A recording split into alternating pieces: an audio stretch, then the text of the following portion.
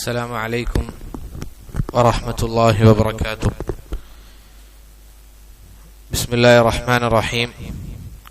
الحمد لله والصلاة والسلام على رسول الله وعلى آله وأصحابه أجمعين، ما بعد، فنسأل الله تبارك وتعالى أن يمن علينا بالعلم النافع والعمل الصالح ويرزقنا الإخلاص في القول والعمل.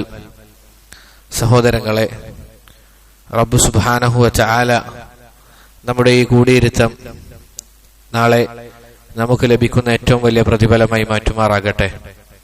പഠിക്കുന്നതും അതുപോലെ തന്നെ കേൾക്കുന്നതുമായ കാര്യം അതനുസരിച്ച് ജീവിക്കാൻ നമുക്കെല്ലാവർക്കും അല്ലാഹു സുബ്ഹാനഹു വ തആല തൗഫീഖ് നൽകി അനുഗ്രഹിക്കുമാറാകട്ടെ.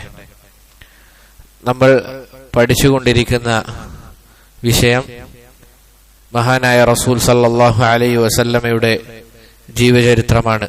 അത് വളരെ മനോഹരമായ രൂപത്തിൽ മഹാനായ പണ്ഡിതൻ അൽ ഇമാം ഇബ്നു അബിൽ ഇസ്സ് അൽ ഹനഫി റഹിമഹുല്ലാ അദ്ദേഹം രചിച്ച അൽ ഉർജൂസത്തുൽ മീഇയ്യ ഫീ ദിക്രി ഹാലി അഷ്റഫിൽ ബരിയ എന്ന് പറയുന്ന 100ഓളം വരുന്ന കവിതകളാണ് നമ്മൾ പഠിച്ചുകൊണ്ടിരിക്കുന്നത്.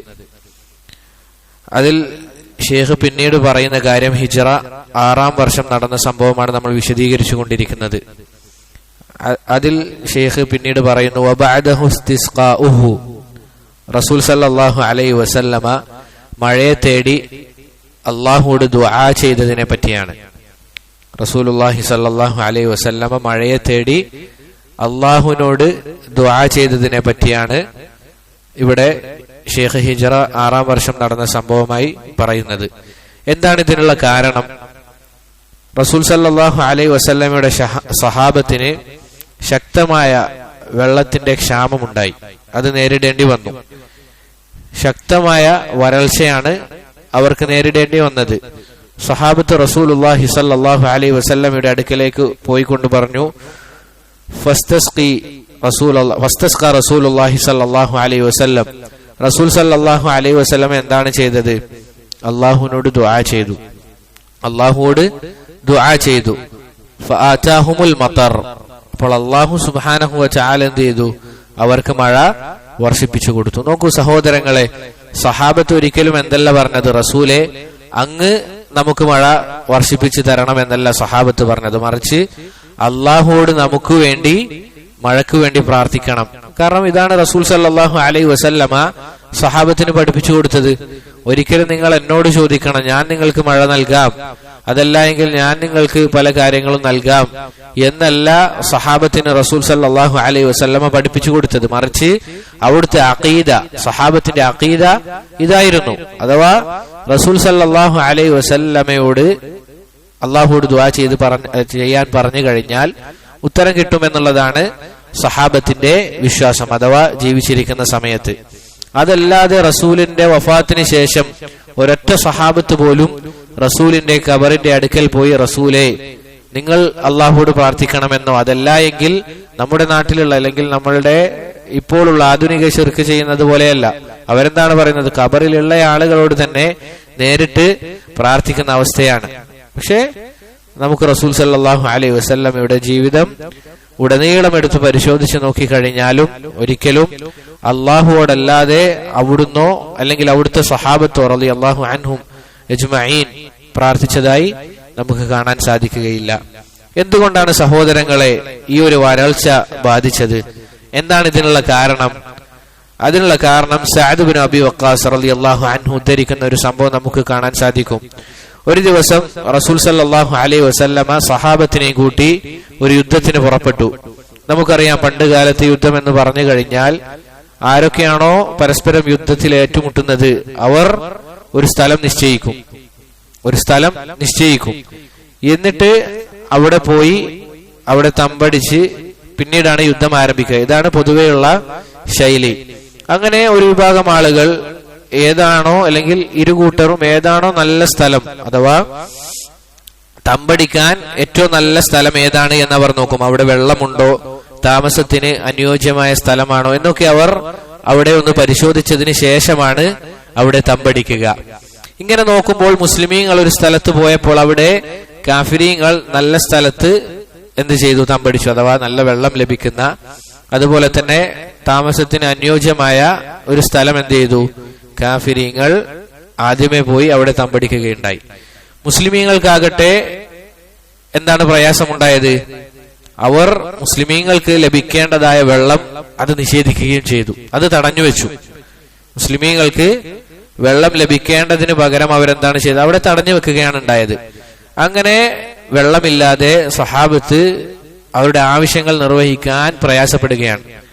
അവർക്ക് അവരുടെ കാര്യങ്ങൾ ചെയ്തു തീർക്കാൻ സാധിക്കുന്നില്ല, അവർക്ക് ഭക്ഷിക്കാൻ പറ്റുന്നില്ല, വെള്ളം കുടിക്കാനില്ല എന്ന അവസ്ഥയിലായപ്പോൾ ചില മുനാഫിഖീങ്ങൾ, നമുക്കറിയാം മുസ്ലിമീങ്ങളുടെ കൂടെ ഉണ്ടാകും, പക്ഷേ എന്തെങ്കിലും ഒരു അവസ്ഥ വന്നു കഴിഞ്ഞാൽ എങ്ങനെ മുസ്ലിമീങ്ങളെ പ്രയാസപ്പെടുത്താൻ സാധിക്കുമോ ആ രൂപത്തിലൊക്കെ പ്രയാസപ്പെടുത്തും. ഇതാണ് മുനാഫിഖീങ്ങളുടെ അടയാളം. കൂടെ കൂടികൾ എന്ന് വേണമെങ്കിൽ നമുക്ക് പറയാം. ഏത് സാഹചര്യത്തിലും എന്തെങ്കിലും ഒരു ന്യൂനത അല്ലെങ്കിൽ ന്യൂനത പറയാൻ പറ്റുമെങ്കിൽ അവർ അവിടെ ഉണ്ടാകും. ഇന്ന് കാലത്തും അങ്ങനെ തന്നെയാണ്. അങ്ങനെ അവരെന്താണ് ചെയ്തത്? അവർ പറയുകയാണ്, മൂസ അലൈഹി സ്വലാത്തു വസ്സലാം അള്ളാഹുവിനോട് വെള്ളം ചോദിച്ചതുപോലെ മുഹമ്മദും സല്ലല്ലാഹു അലൈഹി വസല്ലം അള്ളാഹുവോട് വെള്ളം ചോദിക്കട്ടെ. റസൂൽ സല്ലല്ലാഹു അലൈഹി വസല്ലം പ്രവാചകനാണല്ലോ. അതിനാൽ അവിടുന്ന് വെള്ളത്തിനു വേണ്ടി അള്ളാഹുവോട് മഴയ്ക്ക് വേണ്ടി പ്രാർത്ഥിക്കട്ടെ. അവന്റെ പ്രവാചകത്വം സത്യമാണെങ്കിൽ അള്ളാഹു ദുആ കേട്ട് മഴ വർഷിപ്പിക്കുമല്ലോ എന്ന് മുനാഫിഖീങ്ങൾ പറഞ്ഞു. പരിഹസിച്ചുകൊണ്ട് റസൂൽ സല്ലല്ലാഹു അലൈഹി വസല്ലമയെ കുറിച്ച് ഇങ്ങനെ പരിഹാസ രൂപത്തിൽ പറയുകയാണ്. ഈ പരിഹാസ സംഭാഷണം സ്വഹാബത്ത് റസൂൽ സല്ലല്ലാഹു അലൈഹി വസല്ലമയുടെ അടുക്കൽ എത്തിച്ചു. റസൂൽ സല്ലല്ലാഹു അലൈഹി വസല്ലമ ചോദിച്ചു, അവഖദ് ഖാലൂഹ, അവർ അങ്ങനെ പറയുന്നുണ്ടോ, അവർ ഈ രൂപത്തിൽ സംസാരിക്കുന്നുണ്ടോ എന്ന് റസൂൽ സല്ലല്ലാഹു അലൈഹി വസല്ലമ സ്വഹാബത്തിനോട് ചോദിച്ചപ്പോൾ സ്വഹാബത്ത് പറഞ്ഞു, നഅം, അതെ റസൂലെ, അവരെങ്ങനെ പരിഹസിക്കുന്നുണ്ട്. അങ്ങ് റസൂൽ സല്ലല്ലാഹു അലൈഹി വസല്ലമ അങ്ങ് അള്ളാഹുവിന്റെ ദൂതനാണ് എന്നല്ലേ പറയുന്നത്? അങ്ങനെയെങ്കിൽ അള്ളാഹുവോട് ദുആ ചെയ്ത് മഴ വർഷിപ്പിക്കാൻ വേണ്ടി പറയണം എന്ന് പറയണം. നോക്കൂ സഹോദരങ്ങളെ, മുനാഫിഖീങ്ങൾക്കറിയാം റസൂൽ സല്ലല്ലാഹു അലൈഹി വസല്ലമക്ക് മഴ സ്വന്തം പെയ്യിപ്പിക്കാൻ പറ്റില്ല എന്ന്. അതുകൊണ്ടാണല്ലോ അള്ളാഹുവോട് ചോദിച്ച് മഴ പെയ്യിപ്പിക്കണം എന്ന് പറഞ്ഞത്. നോക്കൂ, മുനാഫിഖീങ്ങൾക്ക് പോലും അറിയുന്ന കാര്യമാണ്. അങ്ങനെ സഹോദരങ്ങളെ, റസൂൽ സല്ലല്ലാഹു അലൈഹി വസല്ലമ സഹാബത്തിനോട് ഈ കാര്യം, അപ്പോൾ സഹാബത്ത് റസൂൽ സല്ലല്ലാഹു അലൈഹി വസല്ലമയോട് ഈ കാര്യം പറഞ്ഞപ്പോൾ അവിടുത്തെ ഇരു കരങ്ങളും ആകാശത്തേക്ക് ഉയർത്തിക്കൊണ്ട് റസൂൽ സല്ലല്ലാഹു അലൈഹി വസല്ലമ ദുആ ചെയ്യുകയാണ്. തൊട്ടുടനെ തന്നെ ശക്തമായ മഴ വർഷിച്ചു. ശക്തമായ മഴ അവിടെ വർഷിച്ചു. ഈ സംഭവം സഅദ് ഇബ്നു അബി വഖാസ് റളിയല്ലാഹു അൻഹു പറയുന്നതായി കാണാം. ഇതാണ് മഴയെ തേടിയ സംഭവമായി റസൂൽ സല്ലല്ലാഹു അലൈഹി വസല്ലമ പ്രാർത്ഥിച്ചു എന്ന് ഷെയ്ഖ് ഇജ്റഹാറാം വർഷം സംഭവിച്ച മൂന്നാമത്തെ കാര്യമായി ഇവിടെ പറഞ്ഞത്. പിന്നീട് അതിനുശേഷം ഷെയ്ഖ് റഹിമഹുല്ല പറയുന്നത് വസൂ ഖറദ്. എന്താണ് സൂ ഖറദ്? സൂ ഖറദ് പടയൊരുക്കമാണ്, ഒരു യുദ്ധമാണ്. ഈ പടയൊരുക്കം നടക്കുന്നത് ഗസ്വത്തു ബനു ലിഹ്യാൻ, നമ്മൾ കഴിഞ്ഞ ദർസിൽ സൂചിപ്പിച്ചിരുന്നു. ഗസ്വത്തു ബനു ലിഹ്യാൻ പടയൊരുക്കം, അത് കഴിഞ്ഞ് ഏതാനും ദിവസങ്ങൾക്ക് ശേഷമാണ് സൂ ഖറദ് യുദ്ധം നടക്കുന്നത്. എന്താണ് സഹോദരങ്ങൾ ഇതിനുള്ള കാരണം? നമുക്കറിയാം റസൂൽ സല്ലല്ലാഹു അലൈഹി വസല്ലമയുടെയും സഹാബത്തിന്റെയും പ്രധാന സമ്പാദ്യങ്ങളിൽ ഒന്നാണ് ഒട്ടകം എന്നുള്ളത്. അതുപോലെ തന്നെ അവരുടെ കന്നുകാലികൾ, തോട്ടങ്ങൾ, ഇതൊക്കെയാണ് റസൂലിന്റെയും സല്ലല്ലാഹു അലൈഹി വസല്ലമ സഹാബത്തിന്റെയും പ്രധാന സമ്പത്ത്.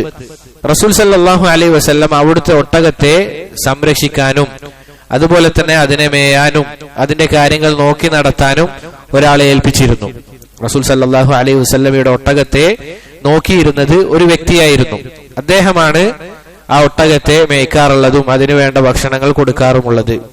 അങ്ങനെ സഹോദരങ്ങളെ, ഒരു ദിവസം ഉഐന ഇബ്നു ഹിസ്ൻ എന്ന് പറയുന്ന ഒരാൾ അയാളുടെ ഗോത്രവുമായി വരികയും, ഗത്ഫാൻ ഗോത്രമാണ് അയാളുടെ ഗോത്രം, എന്നിട്ട് റസൂൽ സല്ലല്ലാഹു അലൈഹി വസല്ലമയുടെ ഒട്ടകങ്ങളെ പിടിച്ചെടുക്കുകയും ചിലതിനെ ആക്രമിക്കുകയും ചെയ്തു. അങ്ങനെ ആക്രമിക്കുക മാത്രമല്ല, അതിനെ മേയുന്നയാളെ റസൂൽ സല്ലല്ലാഹു അലൈഹി വസല്ലമ മേയാൻ ഏൽപ്പിച്ചയാളെ എന്ത് ചെയ്തു? ഇവർ കൊലപ്പെടുത്തി കളഞ്ഞു, ഇവർ കൊന്നുകളഞ്ഞു. അതുപോലെ തന്നെ അദ്ദേഹത്തിന്റെ ഭാര്യയെ തട്ടിക്കൊണ്ടുപോവുകയും ചെയ്തു. സുബ്ഹാനല്ലാഹ്. നോക്കൂ സഹോദരങ്ങളെ, നമ്മൾ കഴിഞ്ഞ ദർസിൽ സൂചിപ്പിച്ചിരുന്നു, പൊതുവെ റസൂൽ സല്ലല്ലാഹു അലൈഹി വസല്ലമയെ മോശമായ രൂപത്തിൽ ചിത്രീകരിക്കുകയാണ് നമ്മുടെ നാട്ടിലുള്ള ആളുകൾ ചെയ്യുന്നത്. അഥവാ യുദ്ധത്തിന് കൊതിയുള്ളയാളാണ് എന്ന രൂപത്തിൽ എത്ര യുദ്ധങ്ങൾ നമ്മൾ പറഞ്ഞു. ഇതിലെല്ലാം റസൂൽ സല്ലല്ലാഹു അലൈഹി വസല്ലമയോട് ഇങ്ങോട്ട് യുദ്ധം ചെയ്യുമ്പോൾ മാത്രമാണ് റസൂൽ സല്ലല്ലാഹു അലൈഹി വസല്ലം അങ്ങോട്ട് യുദ്ധം ചെയ്യുന്നത്. ആ രൂപത്തിലാണ് നമുക്ക് ചരിത്രങ്ങളിൽ കാണാൻ സാധിക്കുന്നത്. ഈ ഒരു സംഭവം മദീനയിൽ പരക്കാൻ തുടങ്ങുന്നതിന് മുൻപ്, ഈ സംഭവം മദീനയിൽ റസൂൽ സല്ലല്ലാഹു അലൈഹി വസല്ലമയുടെ സഹാബത്തിന്റെ അടുക്കലേക്ക് എത്തിയിട്ടില്ല. അതിനു മുൻപ് ആദ്യം കേൾക്കുന്നത് മഹാനായ സഹാബി സലമത്ത് ബിൻ അക്വ റളിയല്ലാഹു അൻഹു ആണ്. അദ്ദേഹത്തെ പറ്റി പറയുകയാണെങ്കിൽ വളരെ കഴിവുള്ള, വളരെ അധികം കായിക ബലമുള്ള സഹാബിയാണ് സലമത്ത് ബിൻ അക്വ റളിയല്ലാഹു അൻഹു. അമ്പെയ്ത്തിലും അതുപോലെ തന്നെ വളരെ ശക്തനാണ് അദ്ദേഹം. അദ്ദേഹത്തിന്റെ മറ്റൊരു പ്രത്യേകത എന്തെന്നാൽ അദ്ദേഹം വളരെ വേഗത്തിൽ ഓടാൻ കഴിവുള്ള സഹാബിയാണ്. എന്താണ് പേര്? സലമത്ത് ബിൻ അക്വ. വളരെ വേഗത്തിൽ ഓടാൻ സാധിക്കുന്ന ഒരു സഹാബിയാണ് സലമത്ത് ബിൻ അക്വ. അപ്പോൾ ഇദ്ദേഹത്തിന് ഈ വിവരം ലഭിച്ച ഉടനെ തന്നെ അദ്ദേഹം എന്ത് ചെയ്തു? ഗത്ഫാൻ ഗോത്രം പോകുന്നുണ്ട് എന്നറിഞ്ഞ ആ ഭാഗത്തേക്ക് വളരെ വേഗതയിൽ ഓടി. അദ്ദേഹം അതിവേഗത്തിൽ അവരുടെ പിന്നാലെ ഓടുമ്പോൾ അദ്ദേഹം ഇങ്ങനെ പറഞ്ഞുകൊണ്ടാണ് ഓടുന്നത്, ഇന്ന് നമുക്കറിയാൻ സാധിക്കും ആരാണ് യഥാർത്ഥ ധൈര്യശാലി, ആരാണ് ഈ യുദ്ധത്തിൽ വിജയിക്കുക എന്ന് ഇന്ന് നമുക്ക് കണ്ടറിയാം എന്ന് അദ്ദേഹം ആളുകളെയും കൂട്ടിയിട്ടാണോ പോകുന്നത്? അല്ല, ഒറ്റക്ക്. അവരെ ഏകദേശം ധാരാളം ആളുകളുണ്ട്, അവരുടെ പിന്നാലെ ആ ഒട്ടകത്തെ ലഭിക്കാൻ വേണ്ടി ഓടുകയാണ്. അങ്ങനെ സഹോദരങ്ങളെ, ഈ സംസാരവും ഈ സഹാബിയുടെ ധൈര്യവും കണ്ടപ്പോൾ ആ കുഫാറുകൾ ഭയപ്പെടുകയാണ്. അവർ ഭയപ്പെടുകയാണ് ഇദ്ദേഹത്തിന്റെ ഈ സംസാരം കേട്ടപ്പോൾ. ആലോചിച്ച് നോക്കുക, ധാരാളം ആളുകളുള്ള ഒരു സംഘത്തോട് ഒരാൾ ഒറ്റയ്ക്ക് വന്ന് സംസാരിക്കുമ്പോൾ കുഫാറുകളെ സംബന്ധിച്ചിടത്തോളം അവരുടെ മനസ്സിലെപ്പോഴും ഭയം മാത്രമാണ്. അവരുടെ മനസ്സിൽ ഭയമാണ് ഉണ്ടാവുക, പുറമോടി മാത്രമാണ്. പക്ഷെ ആരാണ് സഹോദരങ്ങളെ യഥാർത്ഥത്തിൽ ഇസ്സത്ത് നൽകേണ്ടവൻ?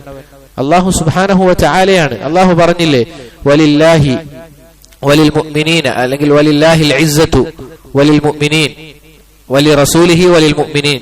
ജസാക്കുമുല്ലാഹു ഖൈറൻ. ആർക്കാണ് യഥാർത്ഥ ഇസ്സത്ത് ഉള്ളത്? അല്ലാഹുവിനും അവന്റെ റസൂലിനും മുഅ്മിനീങ്ങൾക്കുമാണ്. അതിനാൽ തന്നെ ഇദ്ദേഹത്തിന്റെ ഈ സംസാരം കേട്ടപ്പോൾ കുഫാറുകൾ പേടിക്കുകയാണ്. അങ്ങനെ സഹോദരങ്ങളെ, ഈ സഹാബിയുടെ ധൈര്യം കണ്ട് അവർ ഒട്ടകത്തെയും അതുപോലെ തന്നെ ആ സമ്പാദ്യം ഉപേക്ഷിച്ചുകൊണ്ട് ഓടി രക്ഷപ്പെട്ടു. ഈ ഒരു വാർത്ത റസൂൽ സല്ലല്ലാഹു അലൈഹി വസല്ലമയുടെ ചെവിയിലെത്തി. അഥവാ ഒട്ടകങ്ങളെ പ്രയാസപ്പെടുത്തി ഒട്ടകത്തെ മേച്ചിരുന്നയാളെ കൊന്നുകളഞ്ഞു, അവരുടെ ഭാര്യയെ തട്ടിക്കൊണ്ടുപോയി എന്ന വാർത്ത റസൂൽ സല്ലല്ലാഹു അലൈഹി വസല്ലമയുടെ അടുക്കൽ എത്തുമ്പോൾ റസൂൽ ഉടനെ തന്നെ മദീനയിലെ കുതിര പടയാളികളോട് യുദ്ധം ചെയ്യാൻ വേണ്ടി ആവശ്യപ്പെടുകയാണ്. എത്രയും പെട്ടെന്ന് ഒരുങ്ങണം. അങ്ങനെ റസൂൽ സല്ലല്ലാഹു അലൈഹി വസല്ലമയും സഹാബത്തും ആ ഗോത്രം സഞ്ചരിച്ച വഴിയിലൂടെ അവരെ പിടികൂടാൻ പോകുമ്പോൾ അവിടെ അതാ യാത്ര മധ്യേ ആര് നിൽക്കുന്നു? സലമത്ത് ബിൻ അക്വ റളിയല്ലാഹു അൻഹു റസൂൽ സല്ലല്ലാഹു അലൈഹി വസല്ലമയുടെ ഒട്ടകങ്ങളുമായി അവിടെ വഴിമധ്യേ നിൽക്കുന്നത് കണ്ടു. അങ്ങനെ സഹോദരങ്ങളെ, ഒട്ടകത്തെ തിരിച്ചു കിട്ടിയത് കൊണ്ട് തന്നെ ആ ഗോത്രത്തെ റസൂൽ സല്ലല്ലാഹു അലൈഹി വസല്ലമ ഒന്നും ചെയ്തില്ല. നോക്കൂ, റസൂലുള്ളാഹി സല്ലല്ലാഹു അലൈഹി വസല്ലമ പ്രത്യേകിച്ച് പ്രതികാരമൊന്നും വീട്ടിയില്ല. അങ്ങനെ അവിടെ നിന്ന് അവർ എന്ത് ചെയ്തു? തിരിച്ച് യാത്ര ചെയ്തു. അങ്ങനെ അവിടെ വെച്ച് ഒരു ഒട്ടകത്തെ അറക്കുകയും റസൂൽ സല്ലല്ലാഹു അലൈഹി വസല്ലമ ആ സ്ഥലത്ത് വെച്ച് ഭക്ഷണം കഴിക്കുകയും ചെയ്തു. ആ എത്തിയ സ്ഥലത്തിന്റെ പേരാണ് ദൂഖറത്ത്. അവിടത്തേക്ക് ചേർത്തുകൊണ്ടാണ് ഈ ഒരു സംഭവത്തെ പറയുന്നത്. ഈ ഒരു സംഭവം അറിയപ്പെടുന്നത് ദൂഖറൽ എന്ന രൂപത്തിലാണ്. അതിനുശേഷം ഷെയ്ഖ് റഹിമഹുല്ലാ അവിടുന്ന് പറയുന്ന കാര്യം വസുദ്ദ അൻ ഉംറതിഹി ലമ്മാ ഖസദ് വബൈഅതു റിദ്വാൻ. പിന്നീട് പറയുന്ന കാര്യം എന്താണ്? നമുക്കറിയാം റസൂൽ സല്ലല്ലാഹു അലൈഹി വസല്ലം ഇപ്പോൾ ജീവിക്കുന്നത് എവിടെയാണ്? നമ്മൾ ഈ പറഞ്ഞുകൊണ്ടിരിക്കുമ്പോൾ എവിടെയാണ്? മദീനയിലാണ്. മദീനയിൽ ജീവിച്ചിരിക്കുമ്പോൾ റസൂൽ സല്ലല്ലാഹു അലൈഹി വസല്ലമ അവിടുത്തെ സഹാബത്തിനോട് ഒരു തീരുമാനം പറയുകയാണ്, നമുക്ക് ഈ വർഷം ഉംറ ചെയ്യാം, അല്ലെങ്കിൽ നമുക്കിനി ഉംറ ചെയ്യാൻ വേണ്ടി മക്കയിലേക്ക് യാത്ര പോകാം. റസൂൽ സല്ലല്ലാഹു അലൈഹി വസല്ലമയോടൊപ്പം ഉംറ ചെയ്യുക എന്നുള്ളത് സഹാബത്തിനെ സംബന്ധിച്ചിടത്തോളം വളരെ ഇഷ്ടമുള്ള കാര്യമാണ്. ഇത് കേട്ട ഉടനെ തന്നെ 1000-ഓളം വരുന്ന സഹാബികളുമായി റസൂൽ സല്ലല്ലാഹു അലൈഹി വസല്ലമ മദീനയിൽ നിന്നും ഉംറയ്ക്ക് വേണ്ടി യാത്ര ചെയ്യാൻ തീരുമാനിച്ചു. ഈ സന്ദർഭത്തിലും മുനാഫിഖീങ്ങൾ ഇതിൽ നിന്ന് മാറി നിൽക്കുകയാണ്. എന്താണ് അവർ പറഞ്ഞത്? നിങ്ങളിപ്പോഴും ഉംറ ചെയ്യാൻ പോവുകയാണെങ്കിൽ കാഫിരീങ്ങൾ നിങ്ങളെ കൊന്നുകളയും, അതിനാൽ നിങ്ങളുടെ നമ്മളില്ല എന്ന് പറഞ്ഞ് അവരെന്ത് ചെയ്യാണ്? ഒഴിഞ്ഞു മാറുകയാണ്. ഇതാണ് മുനാഫിഖീങ്ങളുടെ സ്വഭാവം. ഏതൊക്കെ നന്മകളുണ്ടോ അതിൽ നിന്ന് പിന്തി നിൽക്കുകയും ഏതൊക്കെ പ്രയാസങ്ങൾ സംഭവിക്കുന്നുണ്ടോ അതിൽ മുസ്ലിമീങ്ങളെ പെടുത്താൻ പരിശ്രമിക്കുകയും ചെയ്യുന്ന ആളുകളാണ് മുനാഫിഖീങ്ങൾ. ഇതാണ് ഇവരുടെ സ്വഭാവം.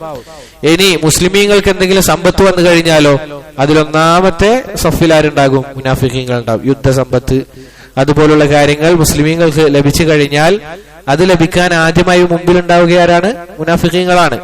എന്നാൽ നന്മയുടെ വിഷയങ്ങൾ എടുത്തു നോക്കിക്കഴിഞ്ഞാൽ അവർ ഏറ്റവും പിൻപന്തിയിലായിരിക്കും. അങ്ങനെ അവരെന്ത് ചെയ്യാണ്? ആ ഉംറയിൽ നിന്നും മാറി നിൽക്കുകയാണ്. അങ്ങനെ സഹോദരങ്ങളെ, യാത്ര തുടങ്ങുന്നതിന് മുമ്പ് റസൂൽ സല്ലല്ലാഹു അലൈഹി വസല്ലമ ചെറിയൊരു സംഘത്തെ ആദ്യം മക്കയിലേക്ക് അയച്ചു. ചെറിയൊരു സംഘത്തെ റസൂലുള്ളാഹി സല്ലല്ലാഹു അലൈഹി വസല്ലമ മക്കയിലേക്ക് അയച്ചു. എന്തിനാണത്? മക്കയിലുള്ള കുഫാറുകളുടെ നീക്കം എന്താണ് എന്നറിയാൻ വേണ്ടി. കാരണം എന്തായാലും ഇവർ യാത്ര ചെയ്യുന്ന കാര്യം മക്കയിലെ കുഫാറുകൾ അറിയും. കാരണം യാത്ര മധ്യേ മറ്റാരെങ്കിലും കണ്ടു കഴിഞ്ഞാൽ കുഫാറുകളോട് മുഹമ്മദും സല്ലല്ലാഹു അലൈഹി വസല്ലമയും സംഘവും വരുന്നുണ്ട് എന്ന വാർത്ത അവർ അറിഞ്ഞു കഴിഞ്ഞാൽ എന്താണ് ഉണ്ടാവുക എന്നുള്ളത് റസൂൽ സല്ലല്ലാഹു അലൈഹി വസല്ലമക്ക് അറിയുന്നതിനാൽ തന്നെ ഒരു സംഘത്തെ ആദ്യം തന്നെ റസൂൽ സല്ലല്ലാഹു അലൈഹി വസല്ലമ മക്കയിലേക്ക് അയച്ചു. അതിനുശേഷം പിന്നീട് റസൂൽ സല്ലല്ലാഹു അലൈഹി വസല്ലമയും സഹാബത്തും മദീനയിൽ നിന്നും പുറപ്പെട്ടു. അങ്ങനെ പുറപ്പെട്ട് മദീനയുടെയും മക്കയുടെയും ഇടയിലുള്ള ഉസ്ഫാൻ എന്ന് പറയുന്ന സ്ഥലത്ത് റസൂലും സഹാബത്തും വന്നെത്തുകയുണ്ടായി. ആ സ്ഥലത്തെത്തിയപ്പോൾ റസൂൽ സല്ലല്ലാഹു അലൈഹി വസല്ലം ആദ്യം അയച്ച സംഘത്തിന്റെ ആളുകൾ വന്നുകൊണ്ട് റസൂലിനോട് പറഞ്ഞു, കുഫാറുകൾ യുദ്ധത്തിന് തയ്യാറെടുത്തിരിക്കുകയാണ്, അവർ യുദ്ധം ചെയ്യാൻ വേണ്ടി തയ്യാറെടുത്തിരിക്കുകയാണ് എന്നുള്ള കാര്യം അവർ അറിഞ്ഞിരിക്കുന്നു. നിങ്ങൾ ഉംറക്ക് പോകുന്ന കാര്യം അവർ അറിഞ്ഞിരിക്കുന്നു എന്ന് പറഞ്ഞു. റസൂൽ സല്ലല്ലാഹു അലൈഹി വസല്ലമയെ സംബന്ധിച്ചിടത്തോളം എന്ത് ചെയ്യണമെന്നറിയില്ല. കാരണം ഒരിക്കലും ഇവരെന്ത് പ്രതീക്ഷിച്ചു പോകുന്നതല്ല, യുദ്ധം പ്രതീക്ഷിച്ച് മക്കയിലേക്ക് പോകുന്നതല്ല, മറിച്ച് ഉംറ ചെയ്യണം, റബ്ബിനെ ഇബാദത്ത് എടുക്കണം എന്ന നിയത്തുമായിട്ടാണ് റസൂലും സഹാബത്തും മക്കയിലേക്ക് പോകുന്നത്. അതിനാൽ തന്നെ എന്ത് ചെയ്യണമെന്ന് റസൂലിന് അറിയില്ല. ശത്രുക്കളെ സംബന്ധിച്ചിടത്തോളം അവർ എല്ലാവിധ സജ്ജീകരണങ്ങളും കൂടി അവർ റെഡിയായിരിക്കുകയാണ്, തയ്യാറായിരിക്കുകയാണ്. അതിനാൽ തന്നെ നമുക്കറിയാം റസൂലിന്റെ ആദത്ത്, പൊതുവായ ശൈലി എന്ന് പറഞ്ഞു കഴിഞ്ഞാൽ സഹാബത്തിനെയും കൂട്ടി ഗൂഢാലോചന നടത്തുക എന്നുള്ളതാണ്. സഹാബത്തിനോട് കൂടിയാലോചന നടത്തുക എന്നുള്ളതാണ്. അങ്ങനെ റസൂൽ പല കാര്യങ്ങളും സഹാബത്തിനോട് ചോദിച്ചു. ആ സന്ദർഭത്തിൽ അബൂബക്കർ റളിയല്ലാഹു അൻഹു അവർ എഴുന്നേറ്റ് നിന്ന് പറഞ്ഞു, യാ റസൂൽ അല്ലാഹ്, ഖറജ്ത ആമിദൻ ലിഹാദൽ ബൈത്ത്, റസൂലെ അങ്ങ് ഉംറ ചെയ്യണമെന്ന ഉദ്ദേശത്തോടു കൂടിയാണ് പുറപ്പെട്ടിരിക്കുന്നത്.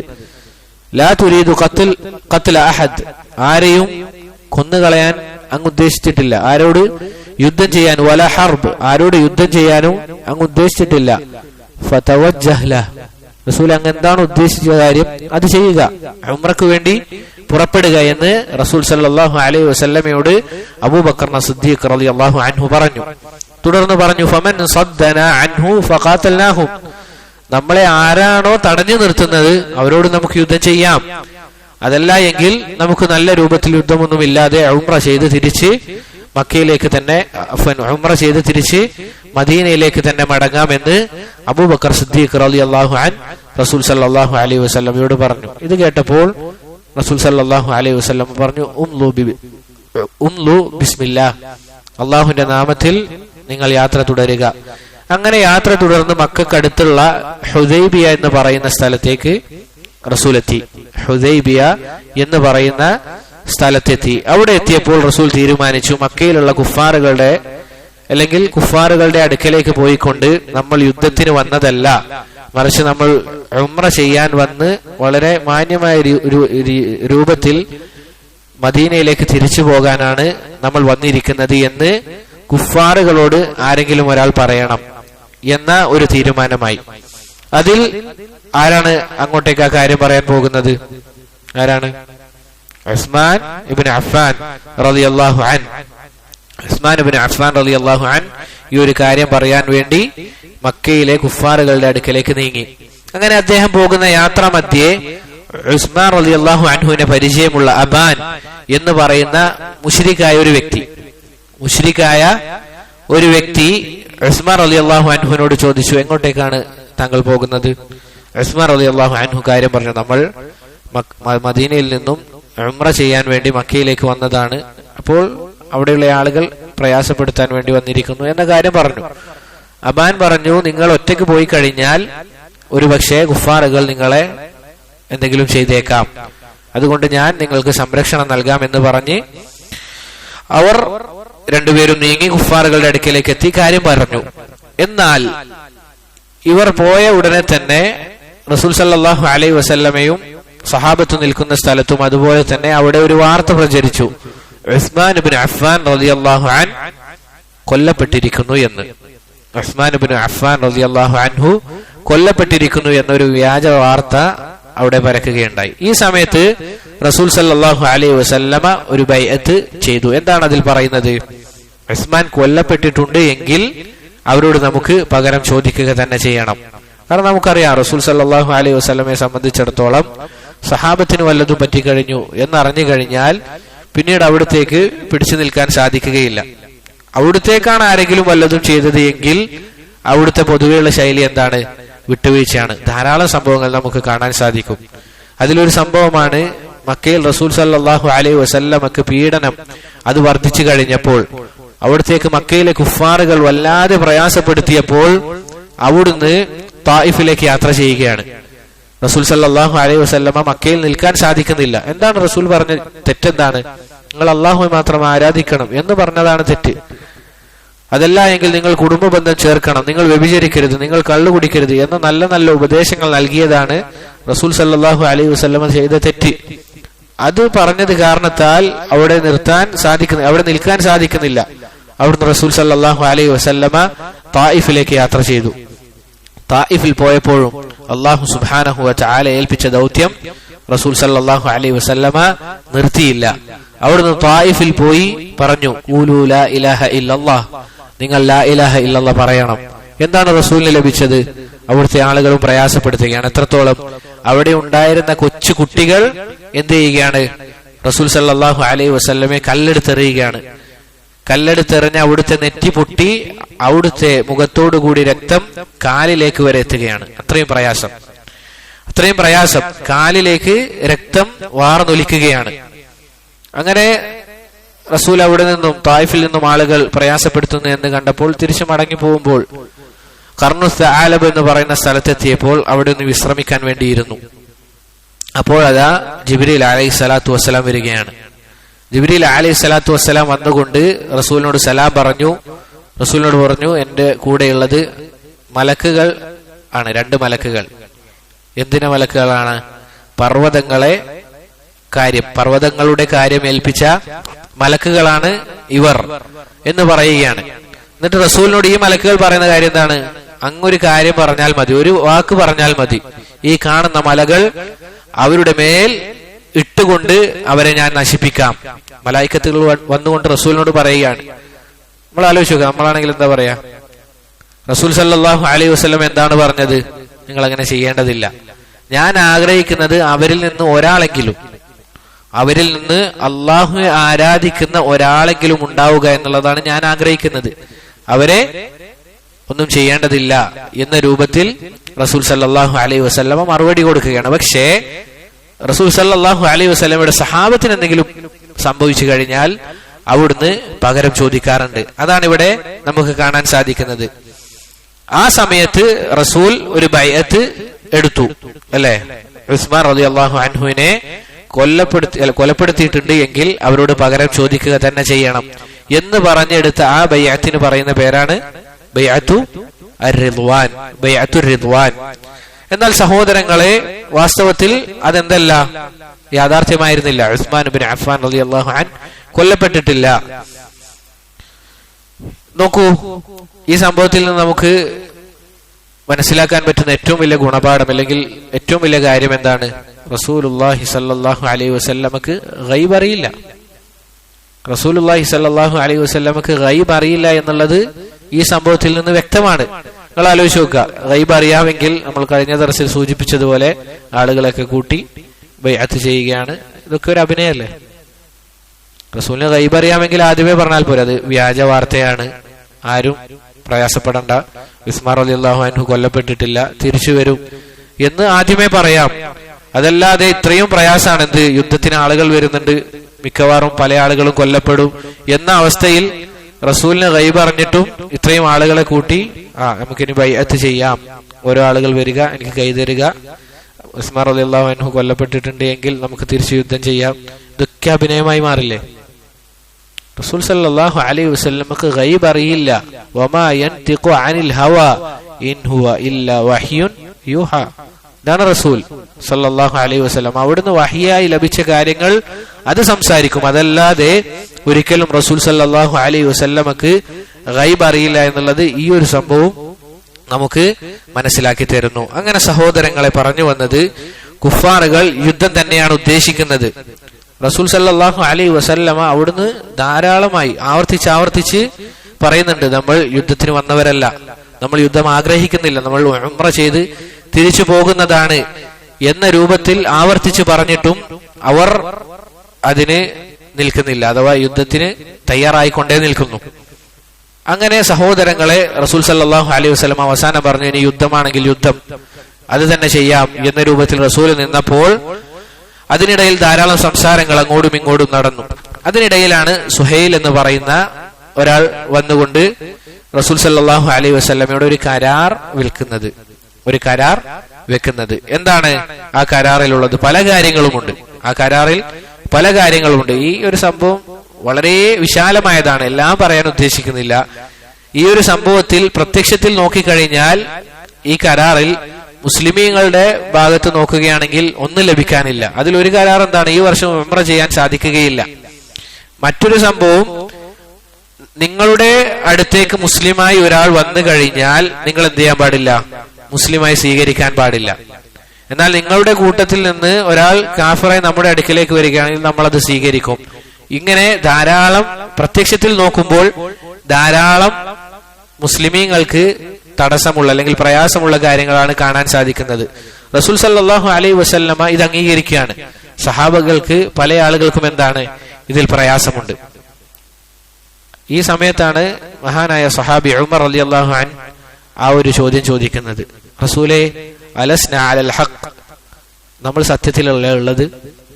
വഅദൂന അലൽ ബാത്തിൽ, നമ്മുടെ ശത്രുക്കൾ അവർ ബാത്തിലിൽ ഉള്ളത്, പിന്നെ എന്തിനാണ് നമ്മൾ ഈ നിന്ദ ഏറ്റുവാങ്ങുന്നത് എന്ന് റസൂൽ സല്ലല്ലാഹു അലൈഹി വസല്ലമയോട് ഉമർ റളിയല്ലാഹു അൻഹു ചോദിക്കുന്നത് ഈ ഒരു സന്ദർഭത്തിലാണ്.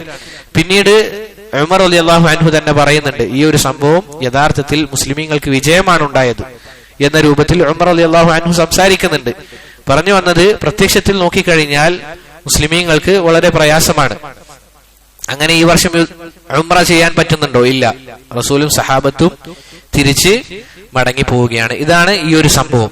ഈ ഒരു സംഭവമാണ് പിന്നീട് ഷെയ്ഖ് റഹിമഹുല്ല പറയുന്നത്, ബൈഅത്തു റിദ്വാനും അതുപോലെ തന്നെ ഉംറ ചെയ്തതുമായി ബന്ധപ്പെട്ട സംഭവം. അതിനുശേഷം ഹിജ്റ 6-ാം വർഷം നടന്ന അവസാനത്തെ സംഭവമായി രണ്ട് കാര്യങ്ങളാണ് ഷെയ്ഖ് ഇവിടെ പറയുന്നത്. വബന ഫിഹ റൈഹാന, റസൂൽ സല്ലല്ലാഹു അലൈഹി വസല്ലമ റൈഹാനയുമായി വീട് കൂടി. നമ്മൾ പറഞ്ഞിരുന്നു അവസാനത്തെ ദർസിൽ, റൈഹാനയുമായി റസൂൽ സല്ലല്ലാഹു അലൈഹി വസല്ലമ വിവാഹം ചെയ്തു എന്നുള്ളത്. അതിലുള്ള അഭിപ്രായ വ്യത്യാസങ്ങൾ, ഭാര്യയാണോ അതല്ല അടിമയാണോ എന്നത് നമ്മൾ പറഞ്ഞിരുന്നു. അതിൽ ശരിയായ അഭിപ്രായം റസൂൽ സല്ലല്ലാഹു അലൈഹി വസല്ലമയുടെ അടിമയാണ് റൈഹാന എന്നുള്ളതാണ്. അവരുമായി വീട് കൂടുന്നത് ഏത് വർഷത്തിലാണ്? ഹിജ്റ 6-ാം വർഷത്തിൽ. പിന്നീട് അവസാനം ഷെയ്ഖ് 6-ാം വർഷത്തിൽ നടന്ന സംഭവമായി പറയുന്നത്, വഫുരിദൽ ഹജ്ജു ബിഖുൽഫിൻ ഫസ്മഅ, പിന്നീട് ഹജ്ജ് നിർബന്ധമാക്കി, ഫർളാക്കി. പക്ഷെ ബിഖുൽഫിൻ, അവിടെ ഖിലാഫ് ഉണ്ട് എന്ന് ഷെയ്ഖ് തന്നെ പറയുന്നുണ്ട്. ധാരാളം അഭിപ്രായ ഭിന്നതകളുള്ള ഒരു കാര്യമാണ് എപ്പോഴാണ്, ഹിജ്റ എത്രാം വർഷത്തിലാണ് ഹജ്ജ് നിർബന്ധമാകുന്നത് എന്നത്. ഇവിടെ ഷെയ്ഖ് പറയുന്നത് ഹിജ്റ 6-ാം വർഷമാണ് എന്നതാണ്. അതുകൊണ്ടാണ് ഹിജ്റ 6-ാം വർഷത്തിൽ ഈ ഒരു കാര്യം ഷെയ്ഖ് റഹിമഹുല്ല കൊടുത്തിരിക്കുന്നത്. എന്നാൽ ശരിയായ അഭിപ്രായം, അല്ലാഹു അലം, ഹിജ്റ 9-ാം വർഷത്തിലാണ് ഹജ്ജ് നിർബന്ധമാകുന്നത്. ഹജ്ജ് ആദ്യകാലം മുതലേ ഉണ്ട്. പക്ഷെ മുസ്ലിമീങ്ങൾക്ക് നിർബന്ധമാകുന്നത് ഹിജ്റ 9 വർഷത്തിലാണ്. ഖുറൈശികൾ ഒഴികെ മക്കയിലെ കുഫാറുകൾ ആദ്യ കാലഘട്ടത്തിൽ വിവസ്ത്രരായി എന്ത് ചെയ്യാറുണ്ട്? തവാഫ് ചെയ്യാറുണ്ട് ഹജ്ജ് ചെയ്യുന്ന നേരത്ത്. അതുപോലെ തന്നെ പല കാര്യങ്ങളും ഹജ്ജുമായി ബന്ധപ്പെട്ട് നമുക്ക് കാണാൻ സാധിക്കും. പക്ഷേ അത് നിർബന്ധമാകുന്നത് ഹിജ്റ 9 വർഷത്തിലാണ് എന്നതാണ് അല്ലാഹു ആലം ശരിയായി മനസ്സിലാകുന്നത്. ഇതാണ് ഹിജ്റ 6 വർഷം നടന്ന സംഭവമായി ഷെയ്ഖ് ഇവിടെ പറയുന്നത്. ഇൻഷാ അല്ലാഹ് ഇത്രയുമാണ് ഇന്നെടുക്കാൻ ഉദ്ദേശിക്കുന്നത്. ഇനി അടുത്ത ദർസിൽ ഹിജ്റ 7 വർഷം നടന്ന സംഭവങ്ങൾ നമുക്ക് വായിക്കാം. ഇൻഷാ അല്ലാഹ് പറഞ്ഞതിൽ വല്ല നന്മയും ഉണ്ട് എങ്കിൽ അത് റബ്ബ് സുബ്ഹാനഹു വ തആലയിൽ നിന്ന് മാത്രമുള്ളതാണ്. പറഞ്ഞതിൽ വല്ല തിന്മയും വന്നു പോയിട്ടുണ്ട് എങ്കിൽ അത് എന്നിൽ നിന്നും ശൈത്താനിൽ നിന്നുമുള്ളതാണ്. റബ്ബ് സുബ്ഹാനഹു വ തആല നമുക്ക് എല്ലാവർക്കും പുറത്തു നൽകി അനുഗ്രഹിക്കുമാറാകട്ടെ. ഇൻഷാ അല്ലാഹ് ഹദീസ് ക്ലാസ് ആരംഭിക്കുന്നതായിരിക്കും. وهذا والله تعالى أعلى وأعلم. وصلى الله وسلم على نبينا محمد وعلى آله وأصحابه أجمعين. سبحانك اللهم وبحمدك أشهد أن لا إله إلا أنت أستغفرك وأتوب إليك. السلام عليكم ورحمة الله وبركاته.